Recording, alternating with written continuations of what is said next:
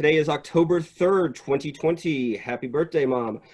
Day 3 of our Coalition to Stop Gun Violence, Las Vegas to Pittsburgh, virtual GOTV for GVP Tour, where we highlight the great candidates across the country who are running on this issue to help expand the gun violence prevention majority in the House of Representatives and bring new leadership on this issue to the United States Senate. My name is Andrew Patrick, and I am the political communications at the Coalition to Stop Gun Violence.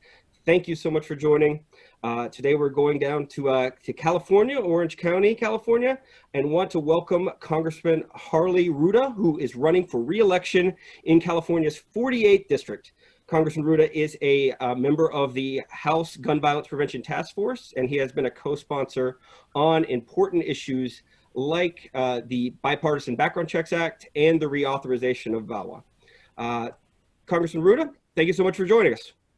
Andrew, glad to be with you, and happy birthday to your mom as well. Thank you so much for that. Well, gun violence prevention is going to be such an important issue in this next session, just like it was in the last session. But hopefully this time with more cooperation in the Senate and from the White House. Can you tell us a little bit about how this issue has shaped your campaign and what we might be able to expect in the next Congress? Keep in mind, every single day, 90 students, teachers, sons, daughters, mothers, fathers, brothers, sisters, and coworkers are killed by gun violence. And we must do more to stop this national epidemic. And look, we know the Second Amendment endows the right to bear arms. But extremist organizations like the National Rifle Association have unfortunately bought politicians who block all reforms, even those with bipartisan and wide popular support. In fact, my opponent received an A from the NAR, while I'm proud of the F rating I received from them. It's the first time I've been excited about getting an F, but getting that from the NAR is well worth it. Because it's time we pursue common sense reforms that will keep our neighbors and family members safe.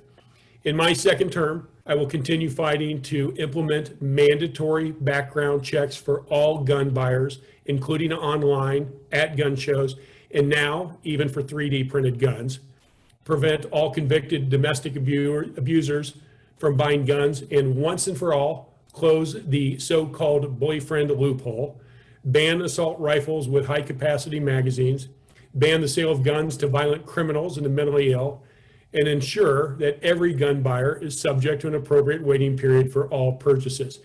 And that's why this election can help determine whether we save our kids and our communities from more gun violence, or whether we just have one more corrupt politician in the pockets of the gun lobby.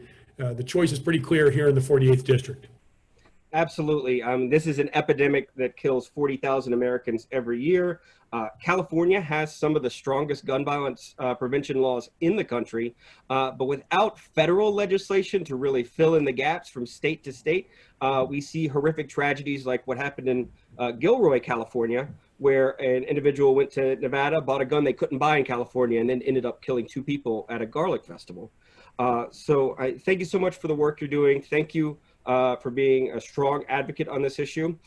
Can you please tell our followers a little bit about what they can do to get involved in helping get out the vote in your campaign?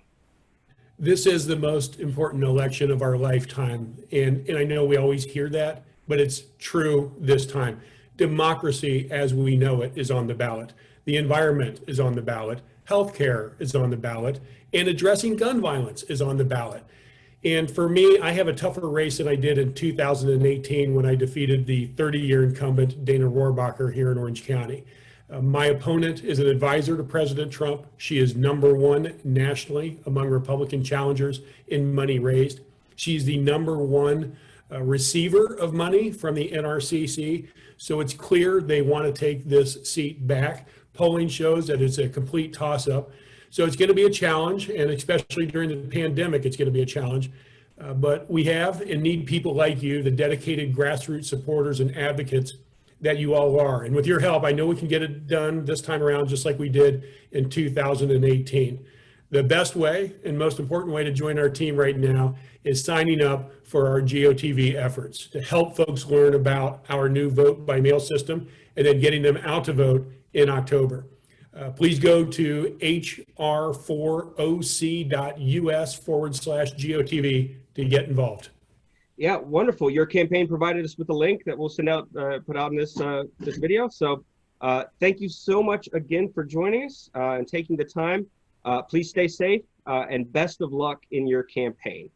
Thanks, everyone. Stay safe out there as well. Take care.